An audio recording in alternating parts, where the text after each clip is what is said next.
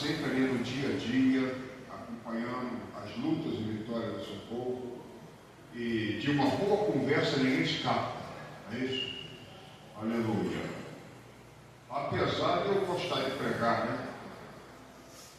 Mas às vezes é bom a gente deixar um pouco a pregação de lado e conversar com a igreja. Às vezes é bom.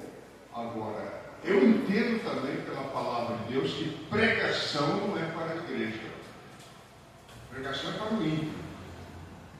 Paulo diz: importa que sejamos salvos pela loucura da pregação. Então, se prega é para o ímpio. Para a igreja é de doutrina. A igreja precisa ser doutrinada, precisa ser ensinada, orientada, como ordenar seus passos no caminho do Senhor. E eu tenho observado, irmãos, que poucas pessoas aqui na igreja verdadeiramente têm interesse nesse assunto. Que assunto? Família. E eu fico preocupado porque a gente sabe que a família é a base da igreja. A família é a célula máter da sociedade. A família é uma instituição criada por Deus. Deus foi o primeiro que criou a família. Ou seja, colocando o homem e a mulher na terra e dizendo para ele: agora vocês se multipliquem e enchem a terra.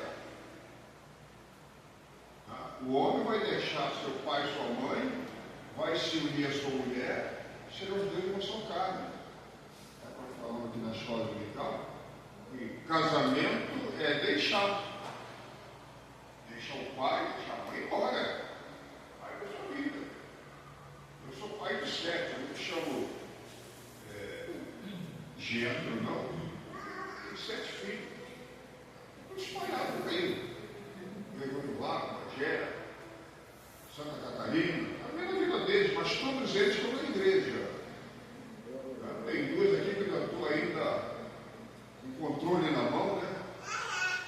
Mas daqui a pouco eu vou ter que ir. Rayane, infelizmente, eu tenho que ir embora, meu filho. Aí, até o jeito de ir embora. O casamento é deixar. Os pais, ele tem que entender isso, tá? Ficar no amorzinho, queridinha. Não, deixa o menino ir embora. Isso é a ordem de Deus, é a coisa natural da vida. Deus determinou que fosse assim.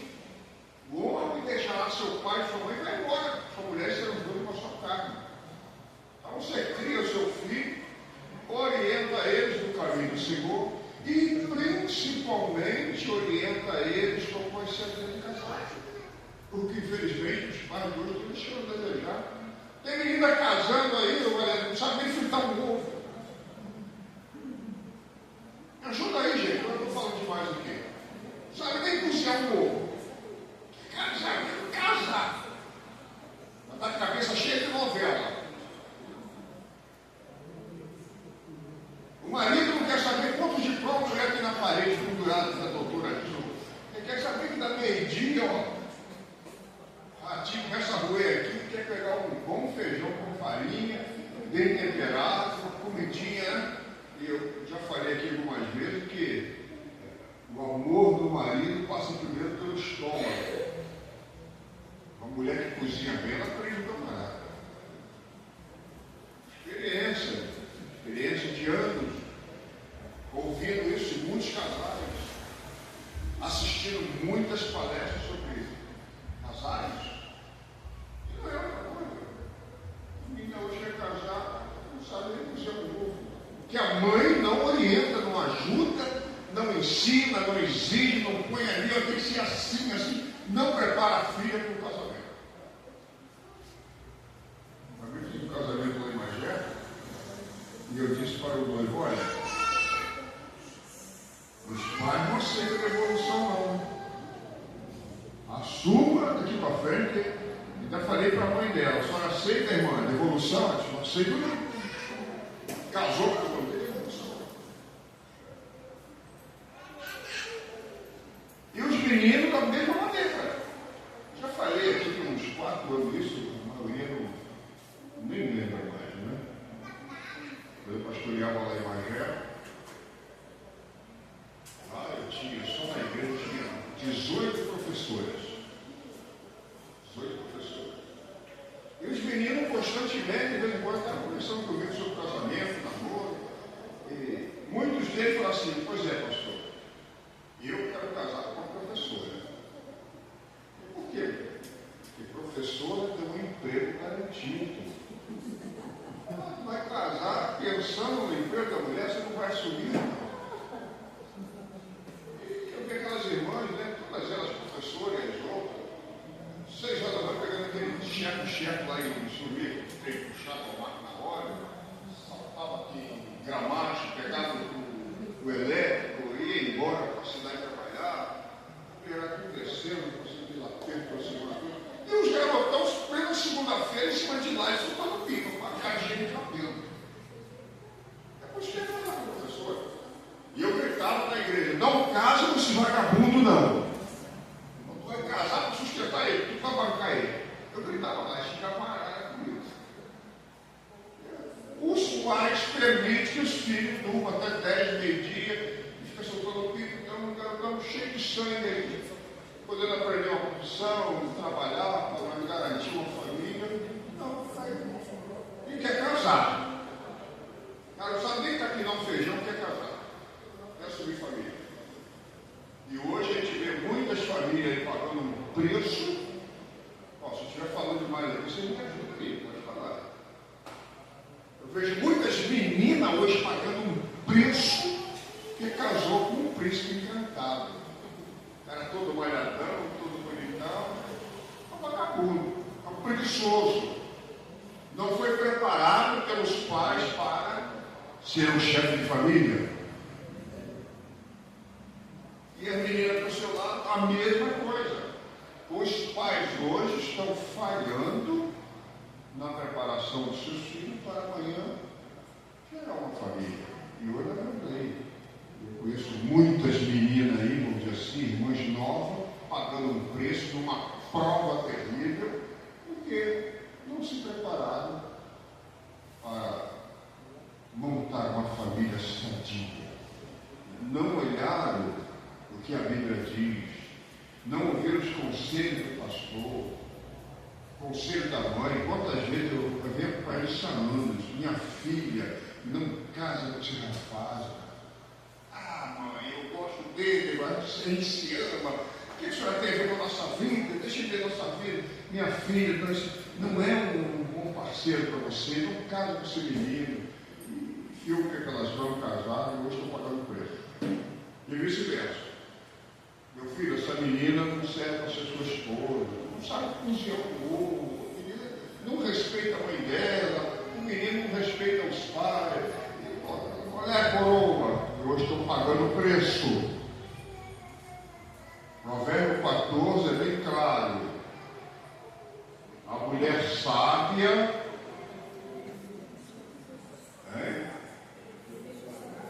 edifica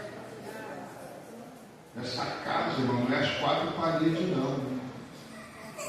Essa casa é o casamento, é o lar, é a família, é até o esposo.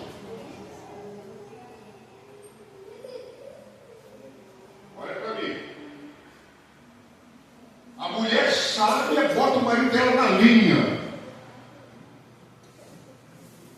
Camarada todo torto. Mas se ela é uma mulher sábia, aos pouquinhos, porque a culpa é igual do camarada na linha de hora. E o homem precisa de uma mulher que põe na linha, porque o homem é sem vergonha. Então só anda torto, só anda de qualquer maneira. Relaxado. Agora tem uma mulher sábia, coloca o cara aí no prumo. Mas a tola, está lá em Provérbio 14. Ela acaba com tudo com a própria zona. Já casa com um camarada que não dá 1 quilo. Dá 1 quilo. Ela deixa o cara à vontade, fica quieto, põe na linha, e ela está bem relaxada, pronto. Vai tudo para o espaço. Destrói com as próprias mãos a família dela.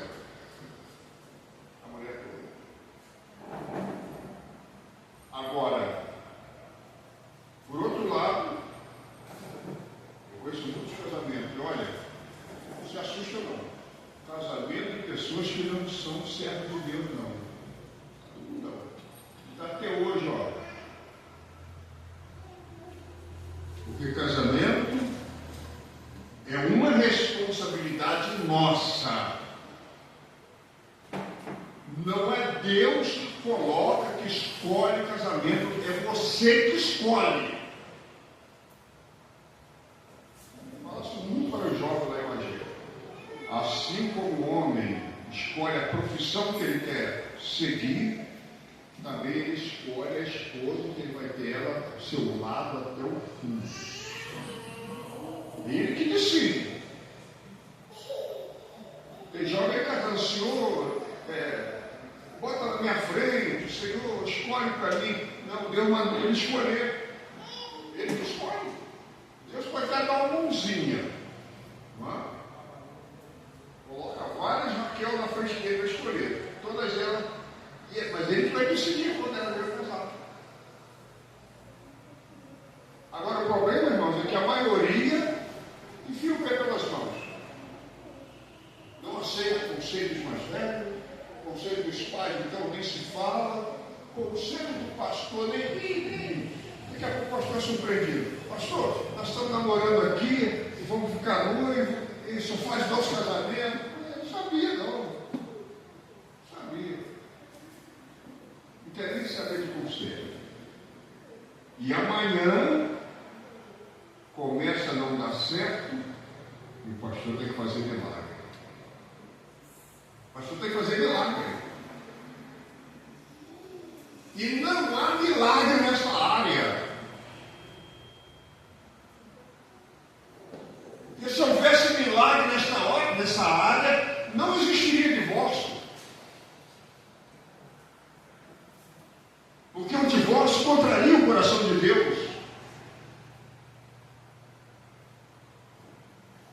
Se as pessoas buscassem a lei de Deus, não haveria divórcio. Então por que há o divórcio? Não depende de Deus, depende do casal, depende dos dois. Se eles concordarem, Jesus disse, na terra, se 2 concordarem com qualquer coisa, será aprovado no céu. Se a mulher e o marido não vestir a mesma camisa, não vai longe. Não vai longe. Agora, voltando um pouquinho atrás. Preparar os seus filhos para uma vida a 2. É a hora de deixar o papai e a mamãe para lá e ir embora. Já fiz essa pergunta aqui uma vez, vou repetir, para aqueles que não pegaram, não lembram, vamos chamar. No lar, no casamento, nós temos marido e mulher, cônjuge, e temos os filhos. Um triângulo, né? Esposo, esposa e filho. Um triângulo. Nesse triângulo, qual é o mais importante? O cônjuge ou os filhos?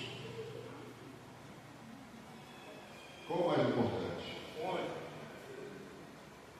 Me ajuda aí, gente. O cônjuge ou os filhos? Qual é o mais importante? Na cabeça de vocês, qual é o mais importante? O cônjuge. Não é os filhos. Porque os filhos vão embora. E você vai continuar a sua caminhada até o fim ao lado do seu esposo e da sua esposa. Até o fim. Os 2 juntinhos. Do jeito que começou. Os filhos vão embora. Vai chegar um tempo que ele não vai nem ligar para você. Vai nem perguntar se está tudo bem, vamos casar, liga para o saco de você. Quer saber, vai ver a vida dele, não vai. Mas o seu esposo, sua esposa vai conversar com você, vai até o fim caminhando com você. Mas hoje isso está invertido. Tem mães e pai amando mais os filhos do que a esposa ou o esposo. E quando chegar os filhos ir embora, ela entra para fluxo. Ninguém bota filho no mundo para si mesmo. Nenhum pai, nenhuma mãe cria filho para ele mesmo. Ele cria para os outros. Você cria sua filha para dar ela para um rapaz. Cria seu filho para dar ele para uma moça. E ele não pode ter família. Isso é ordem divina. Agora, hoje essas coisas estão distorcidas. Tem mulher amando mais os filhos do que o esposo. E vice-versa. Tem pessoa amando mais a esposa, mais os filhos do que a esposa. Aí invertido o negócio. Aonde eles aprendem isso? Na Bíblia? É na Bíblia que eles aprendem isso?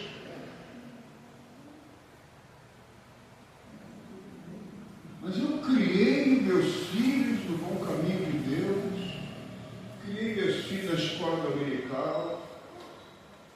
Escola dominical não salva ninguém dessas coisas. Igreja não salva ninguém dessas coisas.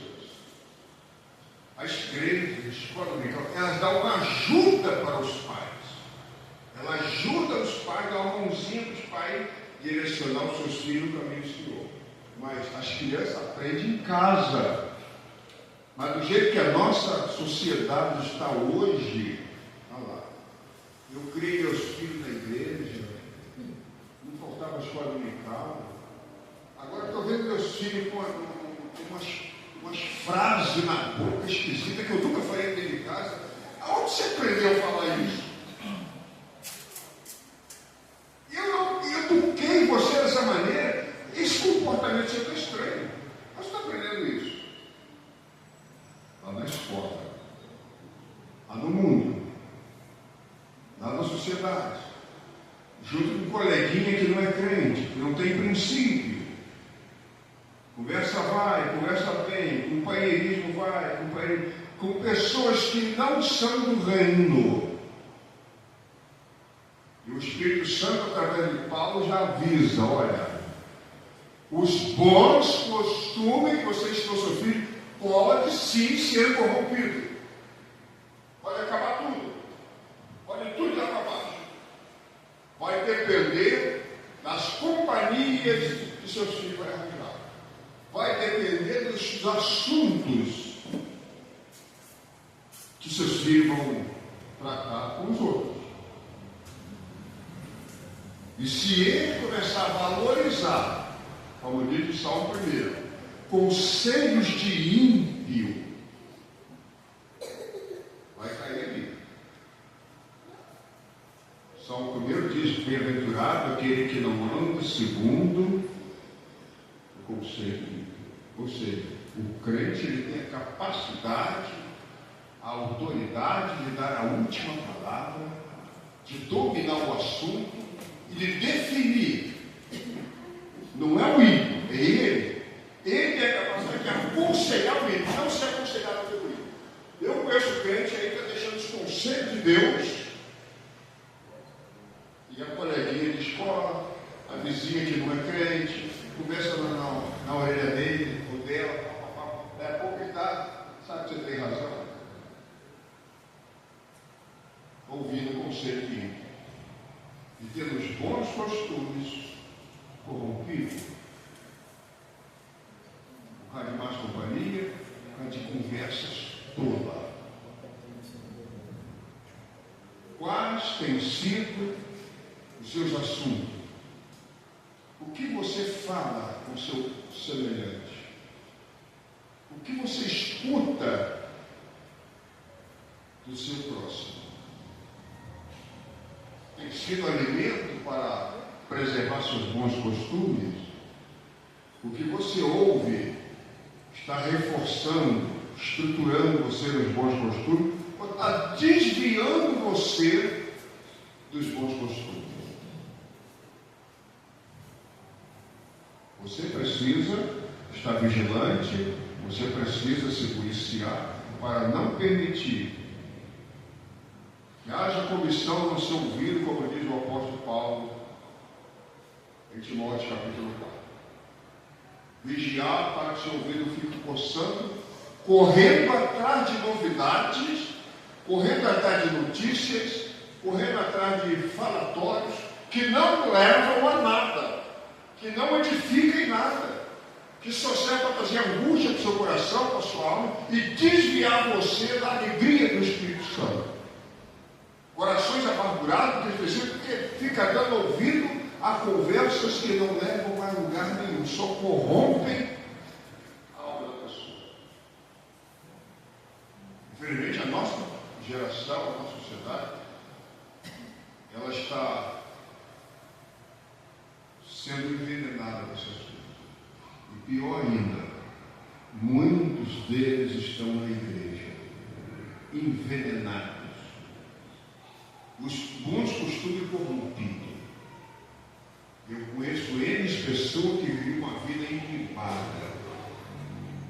Eu conheço N pessoas que tinham um perfil invejável. Hoje eu encontro as pessoas por aí, está largado. Aqui os bons costumes, bons procedimentos, que tinha lá atrás, aquele comportamento equilibrado, foi tudo de abaixo. Eu estaria andando de qualquer maneira, vivendo de qualquer maneira, falando de qualquer maneira. Parece que Deus nem existe na vida dele mais. Se corrompeu totalmente os seus bons costumes. E hoje as nossas famílias, elas estão sendo dia após dia atacadas nos seus costumes. Os bons costumes familiares de hoje estão com seus alicerces balançando, ruindo. Hoje existe mais divórcio do que casamento. Aliás, casamento hoje se vê mais na igreja evangélica.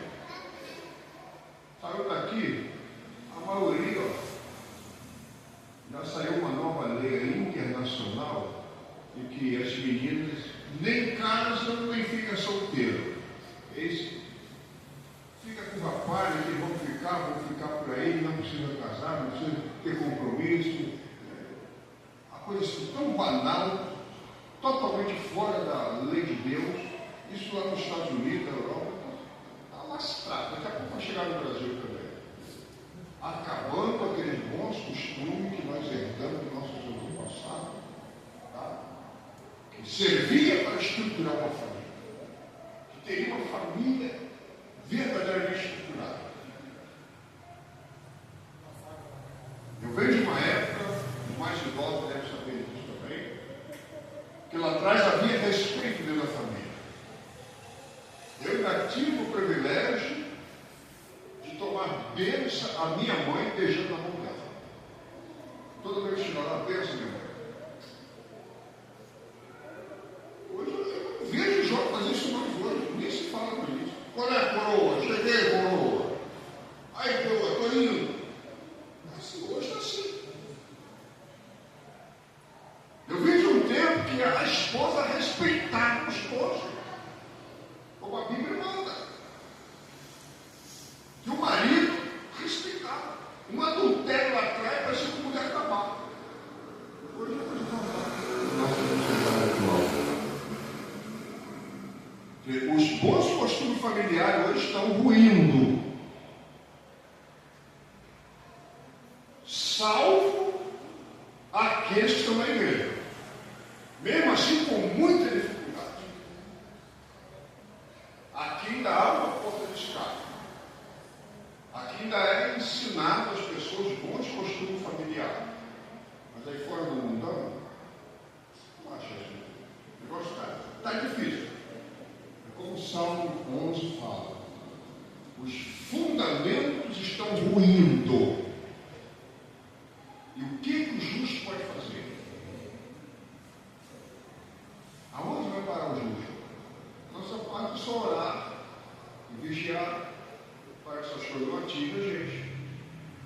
Mas, à medida que for passando os tempos, aproximando do fim, você vai ver mais e mais fundamentos, tanto familiar na nossa sociedade, como político, em toda a área da sociedade, você vê esses fundamentos ruindo, como diz Salmo 11. Nós não vivemos essa realidade hoje. Então, quem está na igreja ainda tem uma porta de escape para se preservar, para cuidar da sua família, honrar sua esposa, seu esposo, amar os seus filhos e criá-los na doutrina do Senhor. que não existe nada mais horrendo para um pai e uma mãe ele chegar no fim da sua vida, quando estiver lá todo empenado, fora de prumo, né, com a bengalinha na mão, e o camarada chega perto dele, Sr. José, estou trazendo sua filha de volta. E o casamento do filho, da filha, acabado. O cara não pode fazer mais nada, está no fim da vida. Isso é horrível para o pai e a mãe. Por quê? Porque lá atrás não houve uma formação de caráter na vida dessas crianças. Os pais muitas vezes transmitiam um mau exemplo para os seus filhos. Marido que batia na mulher, que se embriagava, que não assumia os seus compromissos de chefe do lar. Os filhos foram crescer naquele ambiente, vendo a mãe não respeitando o pai, vendo o pai não respeitando a mãe falando mal do pai, o pai falando mal da mãe. Foram criar um ambiente assim, chegaram à conclusão que família, de família, isso aí, cada um por si, Deus por todo. E as nossas crianças têm a tendência de aprender mais observando a gente do que ouvindo. Como diz o velho ditado, o que fala ensina, mas o que pratica dá exemplo, ele arrasta. O exemplo arrasta a criança para aquele bom caminho. Se for um mau exemplo, a criança vai criar com um caráter todo distorcido. Se for um bom exemplo, amanhã você vai ter a felicidade de chegar no fim da sua vida, ver seus filhos num casamento estruturado. Mas se dentro da nossa casa não houver exemplo, nós estamos criando filho para a perdição, para a ruína matrimonial, e ver também amanhã os próprios netos sofrendo. E quando o marido joga pedra na mulher, e a mulher joga pedra no marido, quando o casal joga pedra um no outro, a pedra pega na criança. E as crianças que sofrem. A maioria não dá nem aí para isso. Tem de crianças hoje traumatizadas, sofrendo por causa do que tiveram os seus bons costumes corrompidos, as más companhias, más conversações, foram criados num ambiente totalmente pervertido, envolvido com esse mundanismo aí, e não teve exemplo dentro de casa para dar para as crianças, corrompeu tudo. E agora quer que seus filhos sejam felizes no casamento. A mãe quer que a filha se case, seja feliz e tal, e graças a Deus, glória a Deus, aleluia, meu filho e tal. Olha, a pouco está chegando em casa com a trouxa. E os pais sofrem com isso. Eu tive lá um caso no Surim, de eu ver o pai dobrar o joelho na frente do filho, pedindo perdão a ele. Isso aí na frente. O joelho dobrado, pedindo perdão ao filho, o filho ficou regalado para ele, se olhando, e perdoa. Porque tudo que ele fez com aquele menino, ele fez quando não conhecia o Evangelho. Não conhecia a verdade. Agora ele está na verdade, agora caiu aquele arrependimento. Olha, você pode fazer agora é pedir perdão para o teu filho e implorar um socorro divino a ele. E ele dobrou o joelho na frente do garoto, pediu perdão a ele por todos os maus tratos que ele fez naquele menino quando ele era. Agora, há casos, que não tem jeito, há casos, aí sim, isso é um milagre. Há situações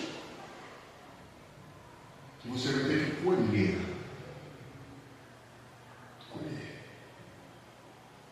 E colheita não tem oração que dá jeito.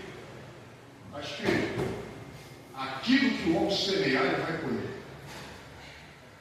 Você pode ser perdoado, ir para o céu, enquanto estiver aqui. Davi colheu ou não colheu? Davi foi perdoado do pecado cabeludo. Se arrependeu de coração, foi perdoado. Davi está no paraíso, está salvo, continuou sendo homem segundo o coração de Deus, mas a sua família, ó, 0-0. Família de Davi, como o pai, ele falhou feio. Como os chefe de família, ele falhou feio, colheu. Se eu disse, está perdoado, mas a espada nunca vai se afastar da tua casa. Colheita, colheita. Muitas orações hoje na igreja não são respondidas na vida de determinadas pessoas.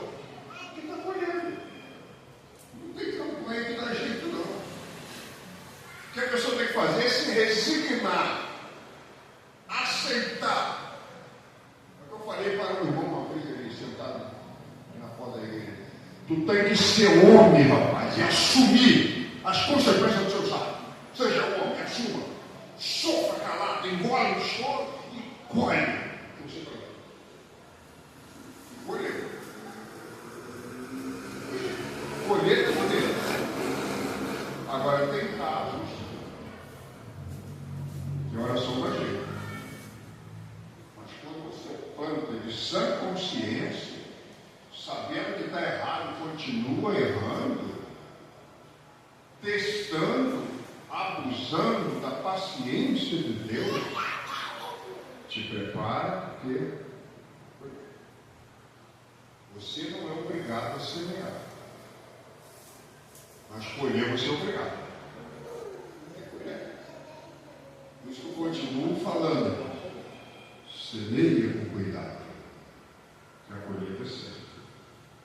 Eu volto a dizer, conheço N famílias hoje, casadas, estão pagando o preço, porque não souberam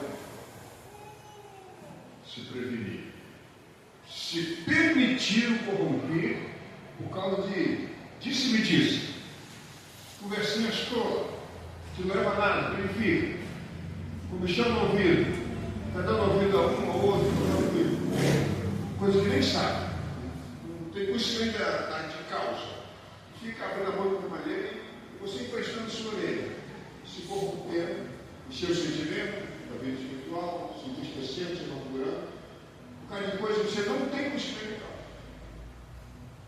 A vez a pessoa chegou perto de mim, meu bicho, por que o senhor não nomeia pastor X para ele? Eu falei, meu filho, se você soubesse o que eu sei, você não teria pergunta dessa. Eu sei porque não nomeio. Eu sei. Como vem falando? Vou falar, você vai fazer um constrangimento, aborrecimento, sei lá. Mas eu sei porque não nomeio. Você não sabe. Você não tem conhecimento de causa. E isso na vida da igreja não é diferente. Às vezes estão certas atitudes aqui, o bicho não devia fazer isso, fazer aquilo. Se eu soubesse o que eu sei, você não falaria isso. Então, irmãos, não empreste o seu ouvido para conversinhas tolas, que não edificam. Ah, mas o irmão X, ora por ele. Ah, irmão Filomena, ora pela irmã Filomena. Deixa a mão de Deus, conversando com Deus, ora por ela. Não fica alimentando conversas que só vai corromper os seus bons sentidos, o seu espírito, o seu coração, a sua paz. Eu vou falar sobre ele o meu problema é com Deus. O teu problema é com Deus. Se não pode ajudar o teu irmão, a tua irmã, fica quieto. Evita as más conversações. Para você ter paz. Senão você perde a sua paz. Amém, irmãos? Amém. Agora, eu volto a dizer. Eu sinto que a maioria não está preocupada com essas questões, não. Quantas pessoas estão em casa hoje? Não estão preocupados em se atualizar, em aprender os caminhos do Senhor para ter uma família estruturada. De família, vou lá fazer o quê? Ouvir a mesma coisa? Tem gente que é, poxa, estou lá na igreja ouvindo a mesma coisa. Aí eu te pergunto, quantos anos você tem? 40 anos? 30? 50? Há quantos anos você come arroz com feijão? Há quantos anos? E você enjoa de comer arroz com feijão? Você está aí hoje crescido, forte, desenvolveu seu filho, de tanto comer arroz com feijão. E nunca cansou disso. Agora, estou ouvindo a mesma coisa. E essas mesmas coisas é que vai manter a gente, olha, dia após dia, fortalecido na presença de Deus. E essas coisas vai alimentar a sua fé, sua confiança em Deus, e vai manter você no caminho certo. As mesmas coisas. Palavra de Deus. E pessoas que não precisam estar ouvindo a mesma coisa. Vai ouvir. Arroz com feijão é a mesma coisa também, você não cansa de comer. Não é isso, Valéria? Então, mas não, prefere ficar em casa, assumir conforto, porque está aqui, ouvindo as mesmas coisas e que precisam ouvir. Todo dia você precisa amar tua mulher. Todo dia precisa amar teu marido, amar teus filhos, teus pais, amar teus irmãos, amar teus filhos. Todo dia. A Bíblia diz que o amor de Deus nos renova a cada manhã. Conhece com a gente por isso? Um novo dia. Vamos amar novamente. Todo dia nós sabemos. Recebeu uma bênção semana passada, mês passado. Tá bom. Não vai sair mais nada, acabou. Não preciso mais nada. Todo dia a gente precisa buscar a Deus e receber uma bênção de Deus. Todo dia. E eu entendo que a maior bênção de Deus para nós é a sua paz. Você está em paz com Deus, em paz com você mesmo, em paz com o seu semelhante. Você canta à vontade, você dorme à vontade, você vive tranquilo, a sua pressão normaliza, o seu coração não dispara, você não entra em parafuso, estresse não faz parte da sua agenda, depressão passa longe, porque você está em paz. Amém, irmãos? Então, esses feijão com arroz daqui de toda terça-feira, inclusive, que é um assunto familiar, era para a igreja estar cheia, era para todo mundo estar aqui, comendo feijão com arroz, até para dele em casa. E aqui você recebe subsídio para a sua casa, porque você sai daqui dando glória, né? Quando você chegar lá, o seu problema está em casa, te esperando. Está ou não está? O seu problema está lá, te esperando. Se você não sair daqui abastecido, você vai chegar lá, vai entrar em parafuso outra vez. Mas se você sair daqui abastecido, você vai chegar lá e vai saber como administrar aquela situação. E não vai perder a sua paz. Isso é a batalha de todo dia. Não tem como você escapar disso. É a guerra espiritual de todo dia. Você resolve um problema hoje, passa por hoje. Amanhã tem outro diferente. E a seta inflamada, ela voa de dia e de noite.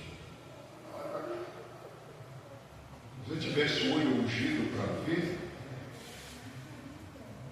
a batalha que existe aqui acima da nossa cabeça, o tinir das espadas batendo na outra acima da nossa cabeça unitária, tudo por nossa causa. Se pudesse contemplar essa luta nas regiões celestiais, tudo por nossa causa, você vigiaria mais, você oraria mais, você estaria mais alerta, mais atento, se pudesse ver como as espadas estão tinindo aqui, olha, 25 horas por dia, todo dia, por nossa causa. Efésios 6. Guerra espiritual mesmo. E Judas diz que nós devemos batalhar por essa fé uma vez suspeitada. E essa batalha é quando você está todo dia debaixo de pressão. Todo dia você tem uma pressão sobre você para você chutar o pau da barraca. Todo dia. Se você bobear, uma hora você vai. Por isso que a Bíblia manda você vigiar e orar, porque o camarada está rugindo como um leão. Assim, ao seu derredor. De longe, mas está rugindo. Procurando aquele que não vigia para ele pular em cima. Procurando aquele que possa atacar. Amém, irmãos? Vamos colocar em pé em nome do Senhor.